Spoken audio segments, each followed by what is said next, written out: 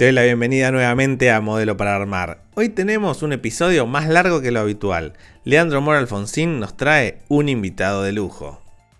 Vamos a estar hablando con Emanuel Álvarez Agis, director de la consultora P4Q y ex viceministro de Economía de la Nación. Un gobierno de un outsider tiene un desafío, que es controlar la agenda y controlar la política.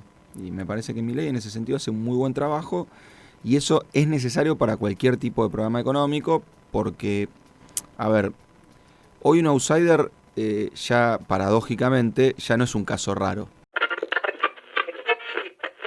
Miremos hoy la oposición, miremos hoy las dos oposiciones, la de Cambiemos y la del Frente de Todos, están las dos bailando al compás del presidente, y eso para el éxito de su programa económico es bueno. Hay gente muy buena para entender el humor de Twitter del último minuto.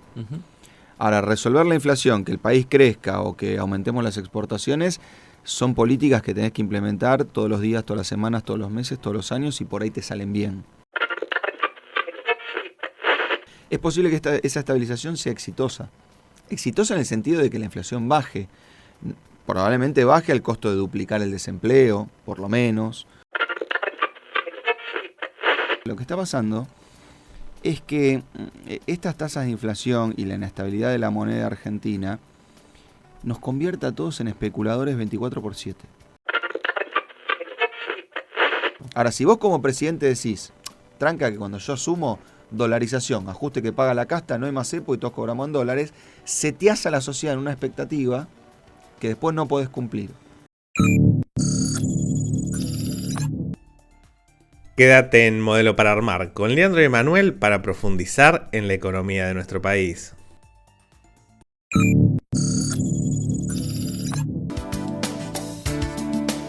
Bueno, estamos en un nuevo modelo para armar acá en País Productivo, y en esta mañana la verdad que nos vamos a dar un lujo. Va a ser una versión extended de modelo para armar de País Productivo, porque tenemos mucho para hablar sobre tal vez lo que más nos interesa, que es la economía argentina, dónde estamos, qué va a pasar.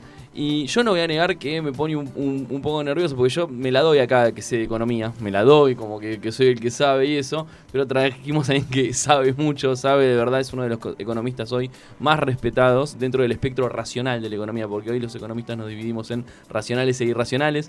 Dentro del espectro racional es uno de los más respetados. Fue viceministro de Economía de la Nación, hoy es director de la consultora P4Q. Recibimos en Modelo para Armar al señor Emanuel Álvarez Agis. Emma.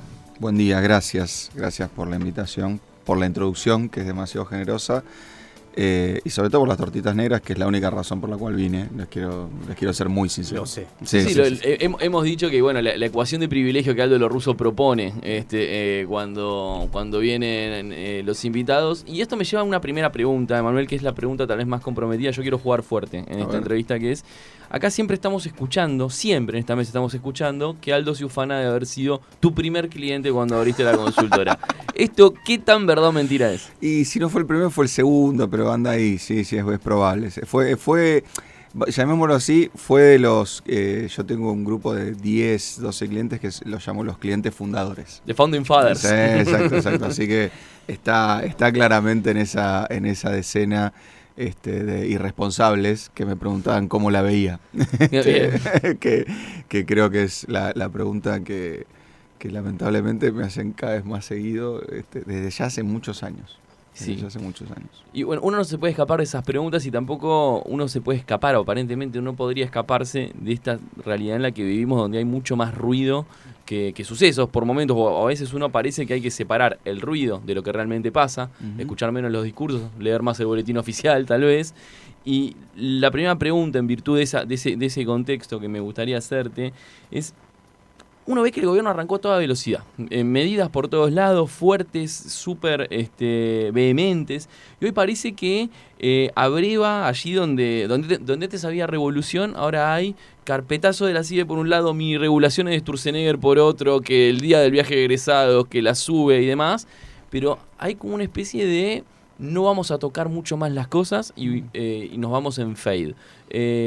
¿Qué ves vos de eso, de lo actitudinal de la política económica, antes del contenido de la política? No, yo creo que A ver, hay una parte donde a medida que las tecnologías de la información avanzaron, es cierto que la economía se volvió más rápida y más volátil. O sea, hoy uno tiene que pensar que por ahí antes todos leíamos 1, 2 diarios, la gente muy informada leía algún diario internacional.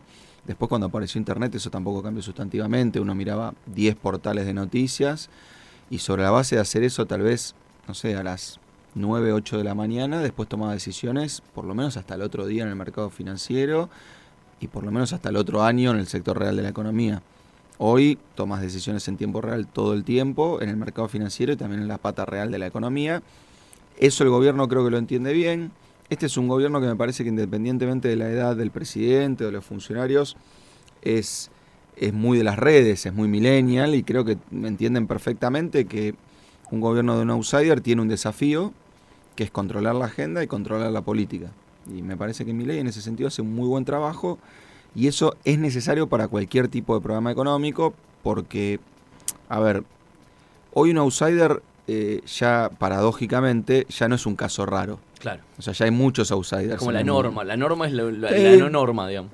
Sí, exactamente. De hecho, en el mercado financiero se suele decir que ahora todos los cisnes son negros, o sea, que siempre pasa lo inesperado y entonces gobierna gente que en principio que está fuera del sistema, que tiene propuestas que salen de lo común, etcétera. Ahora, si uno contempla la experiencia de los outsiders y te intenta hacer como, bueno, hechos estilizados de gobernantes outsiders, tienen mucho riesgo institucional, posibilidades de impeachment, mucha volatilidad, poca permanencia. Y lo digo porque obviamente acá hay todo, ¿no?, el run de el club del helicóptero, el 2001. No me refiero a eso. Por ejemplo, que Trump no reelija es un hecho exótico. Que Bolsonaro no reelija es un hecho exótico. Ni hablar si nos vamos al Reino Unido con experimentos que han durado 40 días, pero bueno, ahí ya hablamos de gobiernos parlamentarios. Entonces, un poco cuando arrancó Milei, tal vez, sobre todo el mercado financiero internacional, que dice, bueno, ¿en qué casillero lo pongo? ¿Es Boric? ¿Es Bolsonaro? ¿Es Trump? ¿Es Pietro? O sea, ¿quién es este tipo? ¿Cómo lo pienso? ¿Cómo lo racionalizo? Entonces, en un país que tiene una tradición bipartidaria y un fuerte presidencialismo, creo que el desafío de Milei es un presidente que no tiene gobernadores, que no tiene intendentes, que no tiene sindicalistas, que no tiene movimientos sociales, que no tiene Congreso, digamos, que no tiene diputados, sino que no tiene senadores. Entonces, es cierto que los primeros días de Milei uno decía cuánto dura institucionalmente, políticamente, no quiere decir se va a ir antes. Digamos, cuánto dura hasta tener una crisis institucional, hasta tener una crisis política. Y la verdad que el presidente, la única crisis política que tuvo fue la caída de la ley de bases del Parlamento, y después de eso se levantó y son todas victorias políticas. Después, si está bien o está mal, no importa, pero en términos políticos, miremos hoy la oposición, miremos hoy las dos oposiciones, la de Cambiemos y la del Frente de Todos, están las dos bailando al compás del presidente, y eso para el éxito de su programa económico es bueno. Después charlamos del programa económico, digamos. No, ahora bien, y antes de entrar en el programa, porque me parece que estás trayendo en el final de la respuesta un elemento que es fundamental, que es Milei conduce políticamente. O sea, y atropellar es una forma de conducir. Uh-huh. Puede ser la que no guste tanto, la píparo ways of conduction política. Pero digo, atropellar es conducir, pero es una forma de conducir. Pero es un recurso que va quedando cada vez menos eficiente en el tiempo. Digo, a mí una sensación que me da, y te lo transmito como pregunta, Milei pareciera ser un gran intérprete de un presente, y en función de eso ganó las elecciones, y en función de eso tuvo unos primeros 6 meses de gobierno a toda medida, digamos, uh-huh. Y hoy parece como aplacarse, y mientras se aplaca, y tenés algunas figuras como puede ser la de Pichetto en el Congreso y demás, que están marcando algunos límites y haciendo diferenciaciones en las últimas 2 semanas muy fuertes y vehementes, en paralelo que ocurre eso, no hay una discusión de un modelo de país o una discusión de soluciones a problemas, sino que hay un relato del presente permanente como si vaya a ser eterno y si la sociedad no cambiara o no fuese dinámica en la realidad. Sí, yo lo veo como expresión de una cuestión que, de vuelta, para no sentirnos tan especiales, le está pasando a todo el mundo, uh-huh. Obviamente con sus características específicas en cada país. Pero a mí me parece que la estrategia político-mediática de Milei es muy eficiente para ganar elecciones, evidentemente, porque ganó una elección sin partido político en un país bipartidario, por lo menos hasta hasta la aparición de Milei. Pero después me parece que implica muchos desafíos para gobernar. ¿Qué quiero decir? Por ejemplo, del otro lado del espectro ideológico, Boric tuvo una habilidad parecida a la de Milei. Fue el emergente de un descontento social que empezó con un aumento de transportes y fue muy hábil en las redes y fue muy hábil para entender como el humor social del minuto. Ahora, Boric es un presidente que mandó 2 plebiscitos, uno te diría orientado a izquierda, otro orientado a derecha, los 2 los perdió. Entonces, para mí, ¿cuál es el problema? Hay gente muy buena para entender el humor de Twitter del último minuto. Uh-huh. Ahora, resolver la inflación, que el país crezca o que aumentemos las exportaciones, son políticas que tenés que implementar todos los días, todas las semanas, todos los meses, todos los años y por ahí te salen bien. Entonces, lo que por ahí a mí me toca es un poco despejar el ruido de, no sé, si Milei fue al Teatro Colón, si están los Caniles en Olivos, cuando el presidente tuitea sobre la oferta monetaria, sobre qué va a hacer con el contado con liquidación. Todo tiene el mismo nivel de intensidad, todo tiene la misma estrategia. Es raro anuncios importantes por Twitter. Este es un gobierno que hace anuncios importantes por Twitter. Y te lo mezcla con una pelea con un concejal de Calamuchita. Exacto. Entonces, la verdad que el empresario, el inversor o el analista, tenemos que estar todos muy entrenados en separar la paja del trigo, porque además, de vuelta, la cantidad de neuronas y energía que tenemos es acotada. Entonces uno podría estar todo el día discutiendo la estrategia de Twitter del presidente y a veces, y eso sí me parece importante, la estrategia mediática genera impactos económicos. Claro. O sea, cuando el presidente tenía que aprobar una ley con 600 artículos, con nada más que 37 diputados. Donde estaba el corazón de su política, que era la cuestión fiscal, el aumento de impuestos. Y a todos los otros 150 diputados que tenía que conseguir votos de ellos, le decía casta, estúpidos, qué sé yo.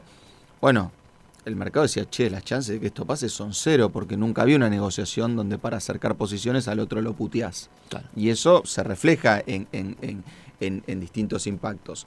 Anuncios apurados, como los del sábado o el domingo de hace 4 semanas, qué van a hacer con la disparada de los dólares paralelos o con los pagos de deuda, bueno, después te cuestan semanas de reconstrucción de la credibilidad que perdiste por anunciar algo rápido y mal. Y tiro del hilo de esos anuncios para algo más general, ¿no? Digo, ¿hay chances verdaderas de una posible estabilización? Digo, esos anuncios que parecían mostrar la manta es cortísima y estamos cambiando el libreto.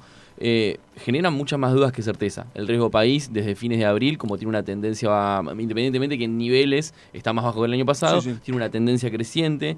Digo, ¿hay chances serias de estabilizar? ¿Se rompió el timing de corrección de precios que parecía haber arrancado de una manera y hoy cuando comparás en términos reales, no sé, las tarifas están tan atrasadas como en noviembre del año pasado? A ver, yo diría lo siguiente, digamos, y para despejarse un poco de vuelta, es un programa muy complejo, una situación muy compleja, un set de medidas que son muchísimas. Yo diría, miremos un minuto a 10.000 pies de altura y tratemos de por lo menos identificar más los trazos gruesos del programa. Cuando uno tiene una situación como la de la economía argentina el año pasado, una tasa de inflación de 3 dígitos, medio que en el curso de Economía 1 vos tenés que dividir el pizarrón en 2 y decir, bueno, miren muchachos, hay formas ortodoxas de arreglar esto, hay formas heterodoxas de arreglar esto. ¿Qué significa? Hay formas que descansan más en los mecanismos de mercado tradicionales y hay formas que descansan más en la intervención del gobierno.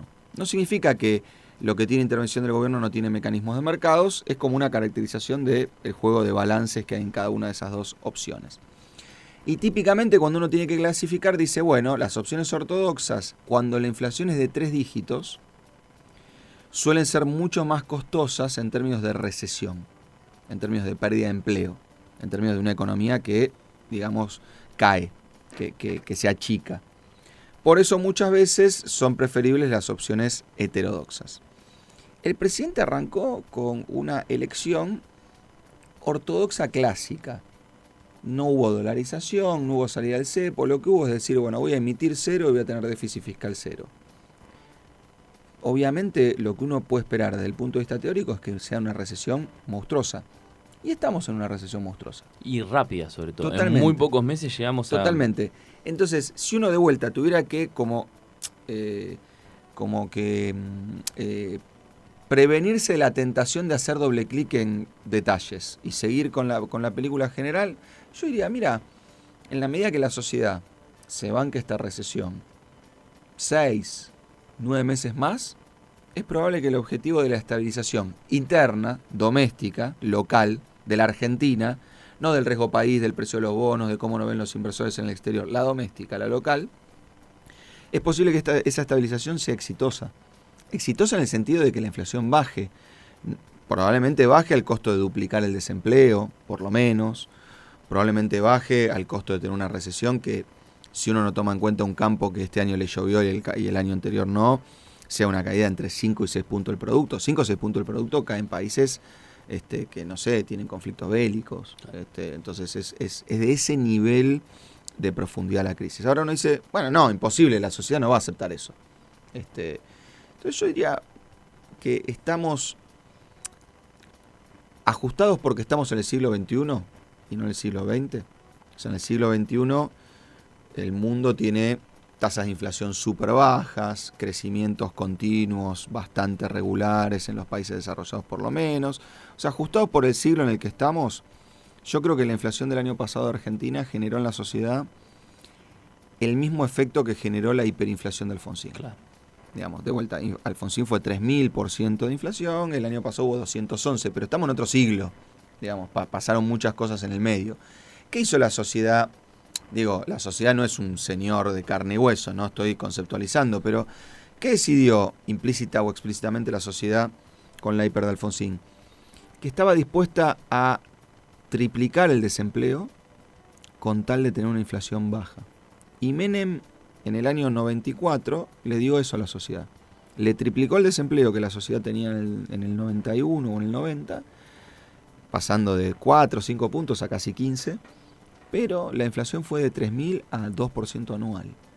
Y Menem en la elección de medio término arrasó, porque obviamente el 15% que está desempleado probablemente no lo haya votado, pero el 85% que tiene un empleo y que ve que su salario vale lo mismo todos los meses, y que sobre todo cuando va al supermercado la leche vale lo mismo todos los meses, cierra los ojos cuando ve un cartonero en la calle, cierra los ojos cuando ve un nene revolver un tacho de basura, y dice, ¿sabes qué? Yo estoy bien, necesito que esto continúe. Pero digo porque uno es economista y por ahí no contempla el drama que es la inflación. Pero yo te digo algo, yo me nací en el 81, o sea que en los 90 era entre niño y adolescente, digamos. Fui adolescente en la segunda mitad, digamos, de los 90. Yo hoy me acuerdo de cuánto salía una latita de Coca-Cola, 80 centavos, 70 centavos. No sé cuánto vale una latita de Coca-Cola ahora. No lo sé. Sé que más o menos lo que gano me alcanza para comprarme una latita de Coca-Cola, pero no sé el precio, la verdad. No es que voy al kiosco y digo, uy, a ver si está 7 lucas, 8 lucas, 3 lucas. Y me pasa en cosas que no consumo habitualmente, que pregunto cuánto sale y por ahí si me dicen 15.000 o 30.000, digo, sí, ok, qué sé yo, no, hace 3 años que no compro esto, no tengo, y yo soy economista. Entonces me imagino una mamá que tiene que comprarle 3 litros de leche a los chicos por semana y no sabe si gasta 1.000, 2.000 o 10.000. ¿Cuánto sale una mesita de luz? Cosas que no compras nunca. No, bueno, ¿cuánto sale eso? No sé. Nadie lo sabe en la cabeza. Número de teléfono puede ser el precio.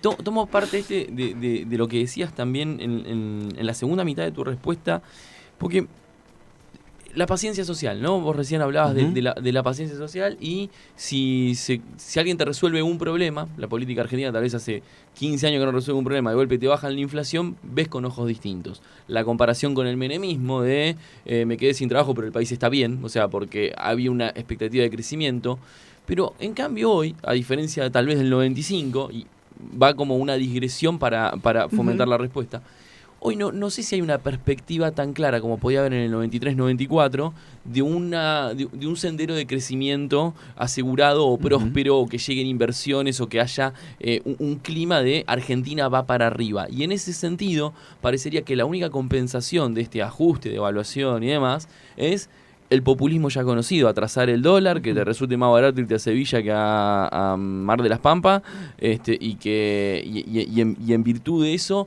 controlar una Pax que se deriva en la paciencia, pero que no hay una transformación atrás. ¿Qué límite tiene eso? Bueno, yo creo que ahí está como la diferencia, y no traigo el ejemplo de Alfonsín y de Menem de casualidad. Yo creo que Milei tiene un poco el modelo de Menem en la cabeza.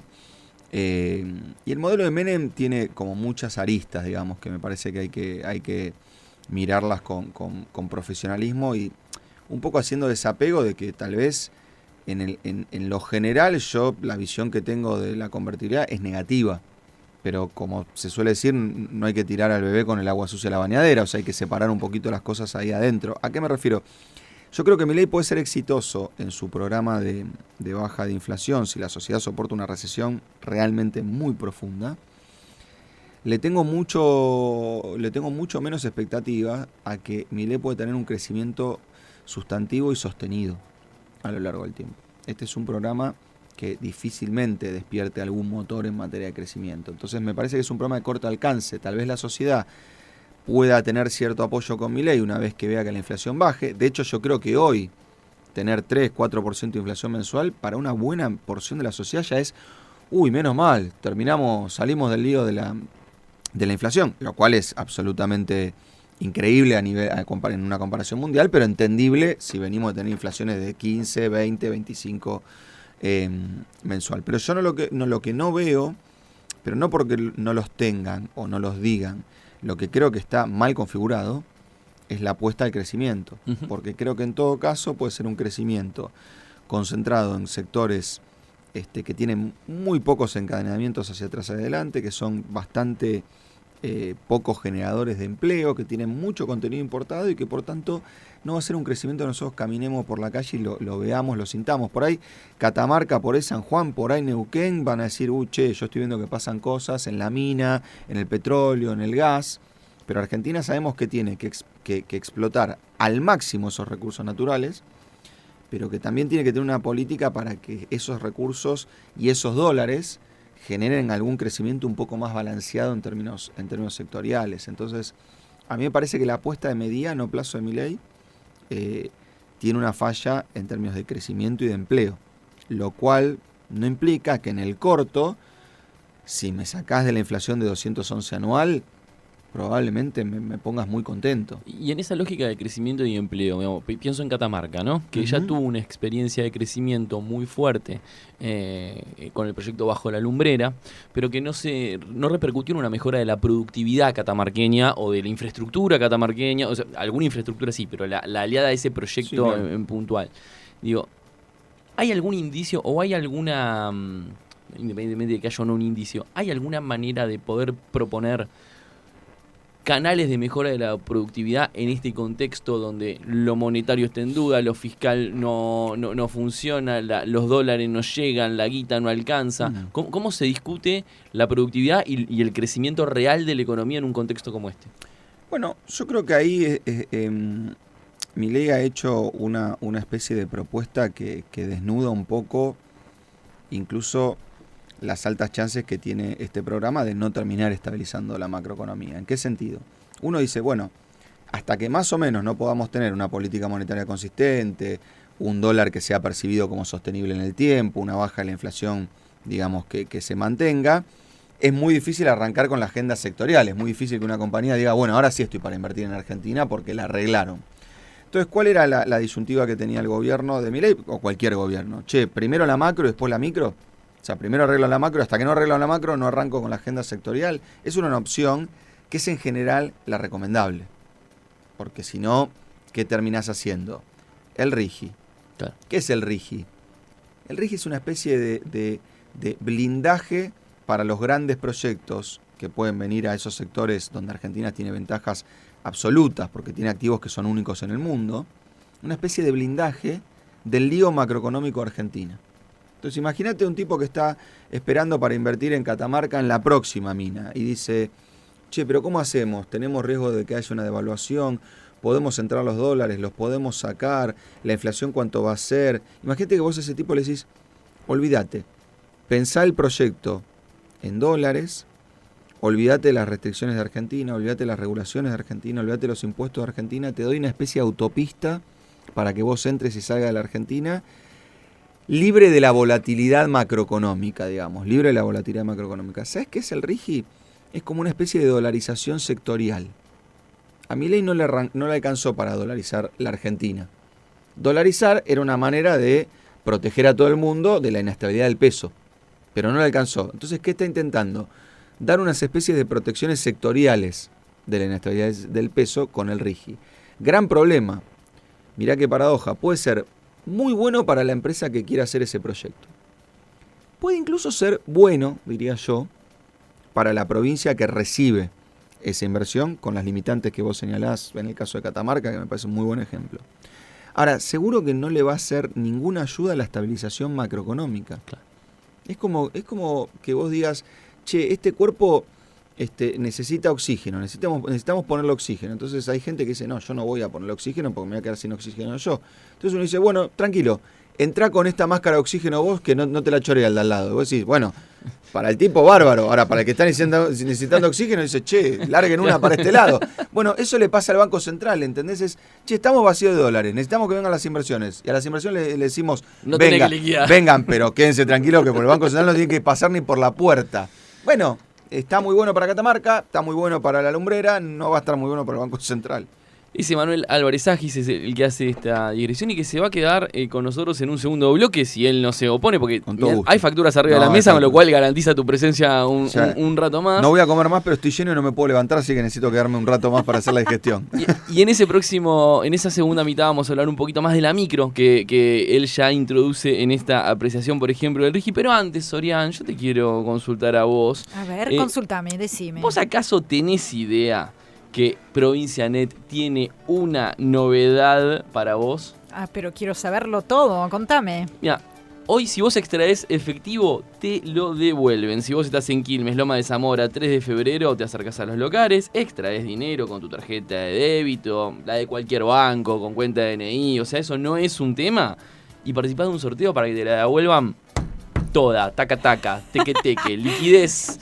Mira vos, maravilloso. Y si vos también querés conocer más, lo podés hacer en promo.provincianet.com.ar. Provincianet Pagos, una empresa de Provincia Servicios Financieros. Si llegaste hasta acá, seguinos escuchando que todavía falta la mitad del episodio con Manuel Álvarez Agis, ex viceministro de Economía de la Nación y director de la consultora P4Q.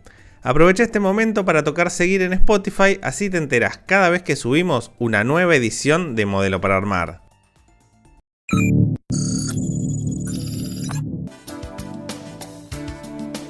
Seguimos con Emanuel Álvarez Agis en un nuevo modelo para armar y nos queremos meter un poquitito en la micro, o sea, para después volver a la macro, pero te quiero poner un ejemplo de algo que estuve escuchando. Vos hablás con un montón de empresas, con cámaras, sos una de las personas tal vez más consultadas que tiene el país. Me gustaría traerte un ejemplo para que vos nos digas si esto está popularizado y es así, o si son nichos, o si son experiencias de nicho. Me llama un intendente el otro día y me dice, ¿qué está pasando que estoy cobrando todo el día? Nunca cobré tan rápido y tan bien como en este momento, en donde cuando hablo con los empresarios de la zona, están en crisis, piensan en suspender y demás. Hablo con algún que otro empresario y me dice, me estoy comiendo la competencia porque tenía un canuto de guita o porque a mí me dieron financiamiento, pude emitir un ON. Hablo con otro, le está pasando mal.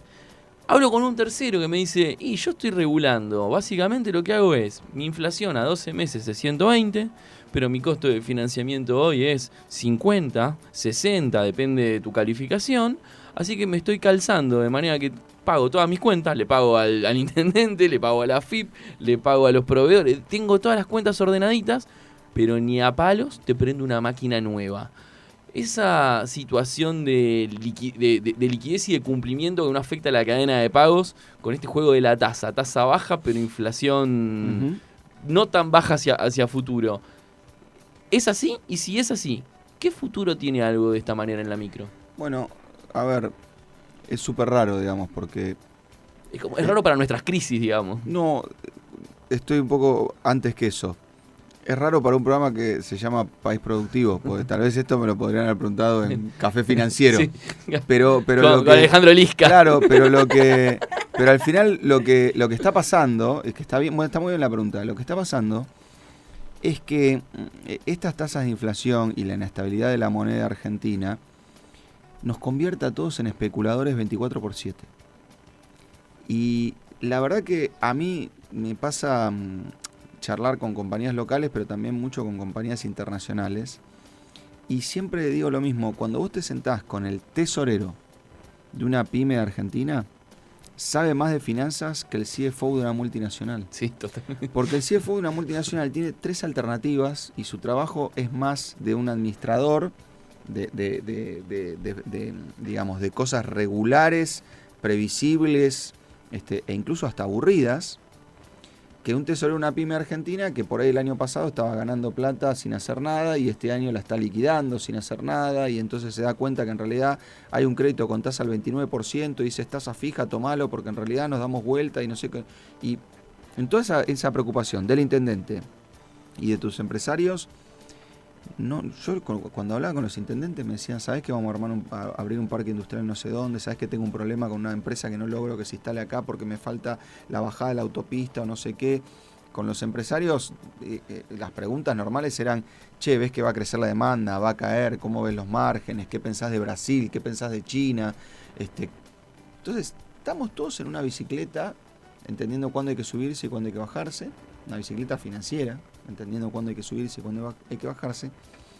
Y cuando pasa eso, la inestabilidad de la Argentina se te mete adentro de las compañías. Uh-huh. Y eso es lo más dañino que puede haber.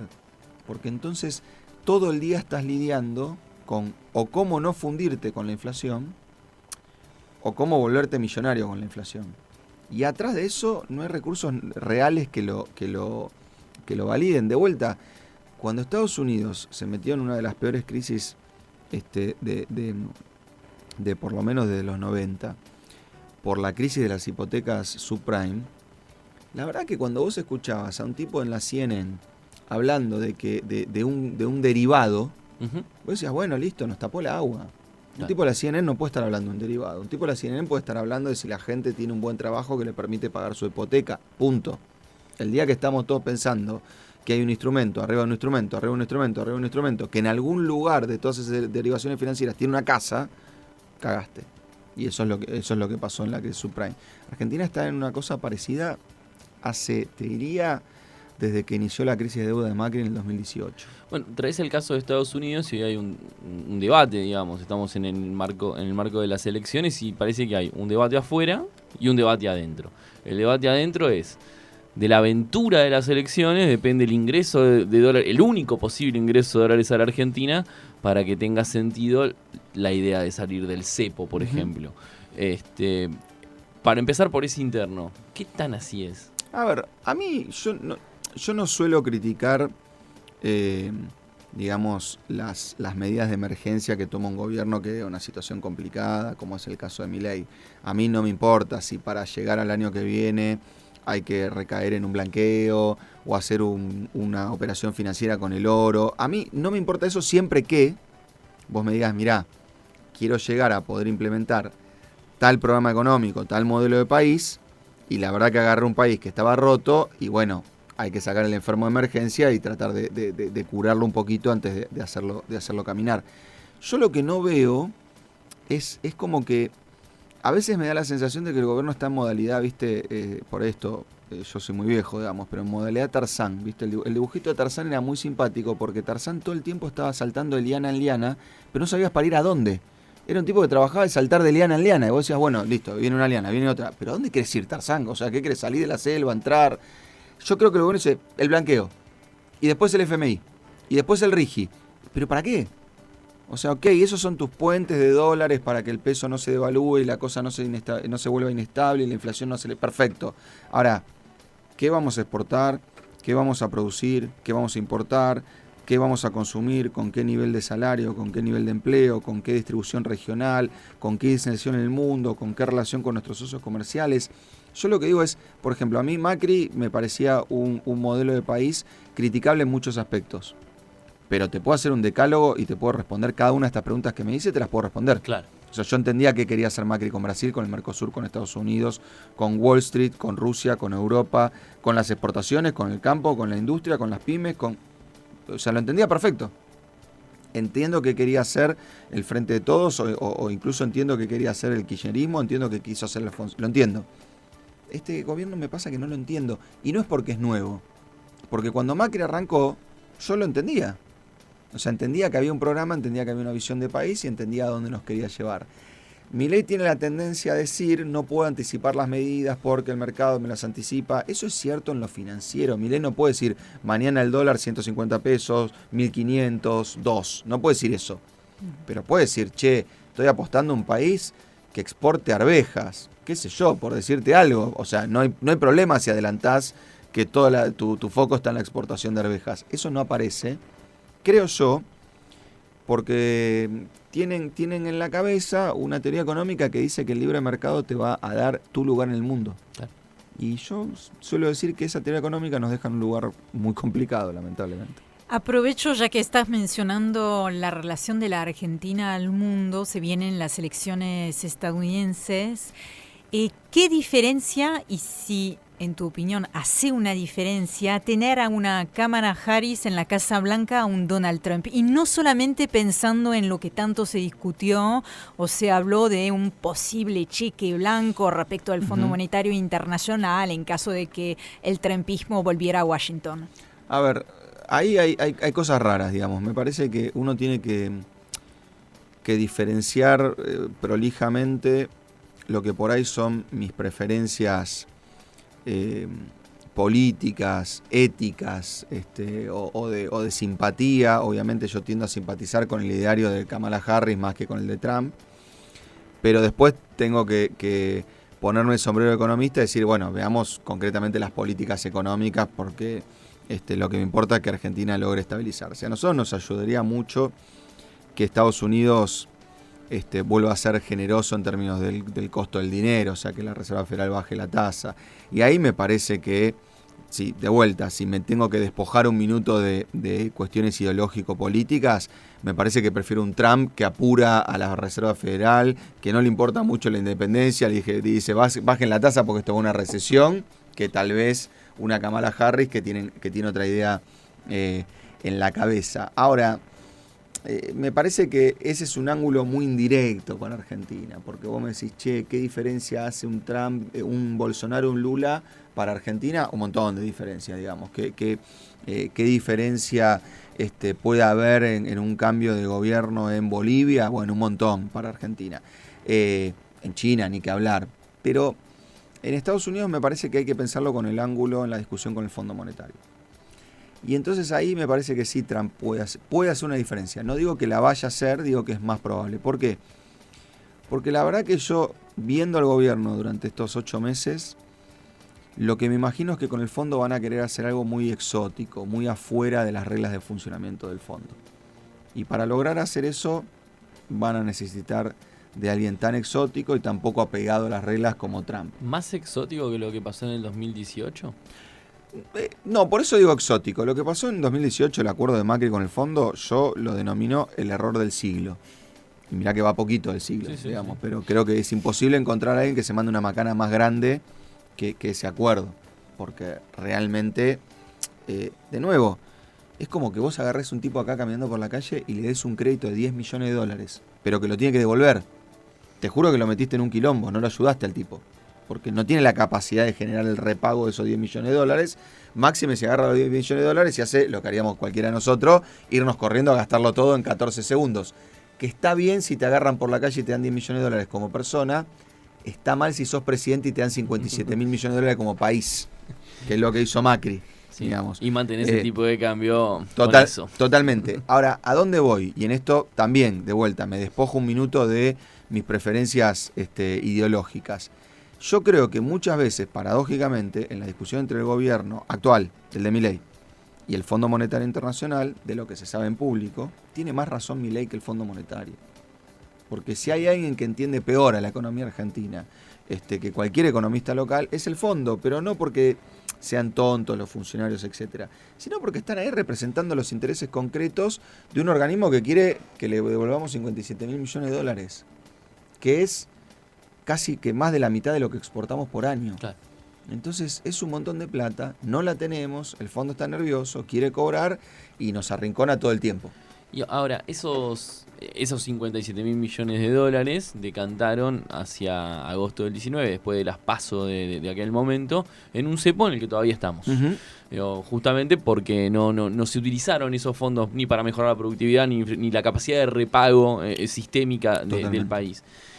Hoy salir del cepo, hay muchas entrevistas que has dado, vos venís señalando que sería, bueno, mañana salir del cepo, entras en una espiral, no te alcanza para convalidar la infla y la devaluación sucesiva que eso implicaría. ¿Cómo se puede hacer ordenadamente una normalización y salida de las restricciones y conciliando, ¿no? Pero un paso más allá, algo más programático, ¿no? Y conciliando esa lógica con mejora de productividad, tal vez definición de algún perfil productivo que hoy está en falta. Vemos acá en este programa, hablamos mucho de Brasil y lo que está haciendo Brasil en términos de perfil productivo y el tiempo que estamos perdiendo nosotros. Como, ¿cuánto de condición necesaria es eliminar el cepo para poder hacer lo demás y cuánto de presos estamos? Mira, ¿Qué enamorado está Milei de esto? A ver, yo en esto también para no inventar la pólvora, digamos, y creo que es increíble que los economistas argentinos no estemos más interiorizados en un ejemplo que deberíamos tener bastante estudiado, que es el último caso de salida exitosa de un cepo, que básicamente es la crisis de la economía de Islandia en el 2009. Islandia tuvo un problema derivado de la crisis subprime, donde básicamente tuvo una salida de capitales muy fuerte. Esa salida de capitales puso en riesgo el sistema financiero, al punto tal de que Islandia tuvo que hacer un cepo y estatizar el sistema financiero, o sea, absorber los bancos para evitar la caída, para evitar las quiebras. Entonces, me gusta el ejemplo porque es una situación más aguda que la Argentina. Una piensa, no hay situación más aguda que la Argentina. No, sí, las hay. Islandia en el 2009 es un claro ejemplo.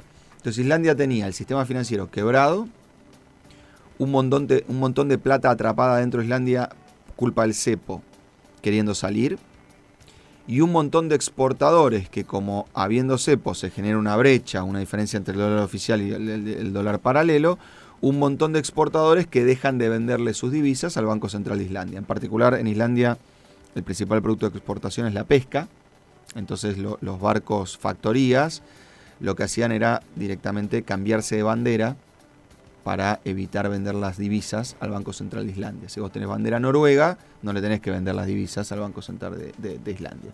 Lo que sería el silobolsa islandés, digamos. En el mar. Exacto, o sea, retener la cosecha ya es cambiarse de bandera. Bueno, y el fondo, con una persona que hoy lamentablemente no está al frente de la misión argentina, sino que es la vocera del fondo, que es una economista de excelentísimo nivel, Julie Kozak, diseñó un programa donde dijo, mirá, estamos en 2009, nosotros vamos a esperar a que, no vamos a decir la fecha de salida del cepo es el 14 de mayo del 2011. Nosotros lo que vamos a decir es, estas son las 10 restricciones que determinan el cepo. El cepo se llama, no puedes hacer esto, 1, 2, 3, 4, 5. Cada vez que cada una de estas variables mejore hasta determinado nivel, voy a ir sacando una de estas restricciones. Entonces vos sabés que cuando el sistema financiero se cure, yo voy a, por ejemplo, vender los bancos que estaticé. Cuando la brecha cambiaria baje, voy a permitir que los pesqueros me liquiden divisas de una manera más laxa que como la que ocurre hoy. Así con una serie de medidas. Bueno, Islandia terminó saliendo del cepo. O sea, el Banco Central dijo, hoy es el día que no hay más cepo, en 2015. O sea, pero cumpliendo siempre lo que prometía. Tardó 6 años, no cumpliendo lo que prometía, haciendo políticas económicas para que las variables mejoren. Bien. Algunas mejoraron más rápido de lo previsto, otras tardaron más. Pero lo que entendía la sociedad y los agentes económicos era, ok, hay que ir para el norte. Bueno, estamos yendo a 50 km por hora, vamos a tardar un poco más. Uy, ahora estamos yendo a 100, vamos a tardar un poco menos. Pero no se discutía para dónde ir. Se apuntaban las velas para ese lado, se empezaba a laburar y uno iba viendo cómo mejoraba. Comparando la situación de Islandia en el 2009 con el cepo actual en Argentina, esto es un juego de niños. Esto es relativamente sencillo, comparado con esa situación. Que era muy grave. Exacto. Ahora, esa situación llevó 6 años. Entonces, cuando yo digo sencillo, digo 2 o 3 años. Clarísimo. Ahora, si vos como presidente decís, tranca que cuando yo asumo dolarización, ajuste que paga la casta, no hay más cepo y todos cobramos en dólares, seteás a la sociedad en una expectativa que después no podés cumplir. Cuando asumís, tenés el pragmatismo de decir, no, esto es un despelote, no puedo salir del cepo, y ahora pagás el costo político y sobre todo la presión de los agentes económicos que dicen, ¿y cuándo sale mi ley del cepo? A mí en privado o en público me preguntás, ¿y cuándo sale mi ley del cepo? Y mi respuesta es, pero vos sos boludo. Hoy no, y el mes que viene tampoco. Dios quiera. Y si sabés que va a salir antes, avisá y compramos dólares. Entonces, creo que Milei tiene que lograr, primero, definir metas. Segundo, que esas sean las metas que tranquilicen al mercado. Cuando Caputo dice el mercado se pone nervioso, se pone ansioso, tiene razón. El problema es que el trabajo de él es calmarlo, no describirlo. Digamos. Entonces, calmándolo, uno podría tener un programa sin fecha. Tiene razón Caputo cuando dice, che, no me pueden pedir una fecha para salir del cepo. No, te pido que me digas el cómo y que me describas en qué situación vas a poder empezar a salir. No que me digas cuándo, que te pongas, viste, el reloj de arena ha dado vuelta. Pero sí que me digas el cómo, porque si yo entiendo el cómo, dejo de hablar como hablan los empresarios con los que vos hablás o como los que hablan yo. Che, viste la tasa, el crédito, la inflación, nos compramos una LECAP, nos vendemos en futuro. Y compran una máquina y empezamos así, mirá, vamos produciendo de a poquito, vamos produciendo más rápido porque la salida del cepo está cercana. Vos en esto, y ya en términos de cierre, que nos estamos quedando sin tiempo, vos estás hablando mucho de la responsabilidad acá, de la conducción y de la responsabilidad. Y me gustaría hacerte una pregunta en ese sentido. Este podcast lo escuchan además de empresarios, sobre todo pymes, muchos estudiantes de economía. Muchos estudiantes de economía lo vienen escuchando según la repercusión que tenemos. Vos como referente económico, te han ofrecido muchas veces ser ministro de Economía y en numerosas entrevistas explicaste el por qué en su momento definiste que no. Y siempre era como una sensación de la responsabilidad, es decir, tiene que haber una conducción política, o sea, ponías un seteo de las cosas en las cuales uno responsablemente le dice que sí a esa responsabilidad. En una época donde hay tantas ansiedades de gente que se quiere abrazar a sillas, atornillarse y jugar al ritmo que vos decías hace un rato Twitter, pero que propone la vida que vivimos hoy, ¿qué mensaje político le podés transmitir a esos jóvenes estudiantes de economía o a los colegas en sí que están en periodo de formación y que se pueden dejar llevar por la urgencia de las necesidades y los cantos de sirena del individualismo? Mira, bueno, como me lo preguntás a mí, no me queda otra que hacer una autorreferencia, pero yo vengo esta semana de decir que para mí el programa inicial de la convertibilidad y lo que hizo Domingo Cavallo era un programa de izquierda. Sí. Y tengo un montón de amigos que directamente me escriben y me putean porque me dicen, vos dijiste que Cavallo es de izquierda. No dijiste eso. No. Podemos poner el audio después. Pero en este ruido de inmediatez, de redes sociales y sobre todo de dividir a la sociedad entre buenos y malos, peronistas, antiperonistas, libertarios, comunistas, zurdos, empobrecedores, derechosos, no sé, benefactores, no me importa. En esta cuestión de Boca River llevada a un extremo que parecemos todos idiotas, cada uno escucha lo que tiene ganas de escuchar. Entonces, yo soy economista. A mí no me corresponde definir a Cavallo en términos políticos. Claro. Pero de hecho, te cuento, no comparto políticamente con Cavallo nada, no lo votaría, no lo voté. Tengo una visión negativa de su paso por la función pública en términos de lo que hizo políticamente. Él como persona me es indiferente y él como economista académico y como economista técnico me parece impecable y me gusta leerlo. Claro. Si vos como estudiante de economía lo que querés es tragarte 6 años de libros para decir Cavallo es malo, Kicillof es bueno, mi humilde consejo, ahorrate los 6 años, hermano. Al pedo, te vas a tragar un montón de libros, tenés que estudiar un montón. Tenés econometría, matemática para economistas. Y la verdad, para decir Cavallo malo, Kicillof bueno, tengo un montón de amigos que lo hacen mejor, básicamente porque no son economistas. O sea, son pibes que en un asado te cagás de risa, digamos. Pero yo entonces, si vos estás estudiando economía y te interesa esto, yo diría, tapá el nombre del autor. Cada vez que estés estudiando, tapá el nombre del autor. Después es muy importante acordárselo para el parcial, pero tapá el nombre del autor, porque todos tenemos sesgos cognitivos, sesgos políticos, sesgos ideológicos. Pero cuando te estás formando, o cuando estás pensando en una política económica, o cuando estás buscando la vuelta a un país, conviene que tapes el nombre del autor. Porque si todos los argumentos son ad hominem, un día no usamos un martillo porque nos enteramos que el que lo fabricó o el que hizo el invento le pegaba al perro.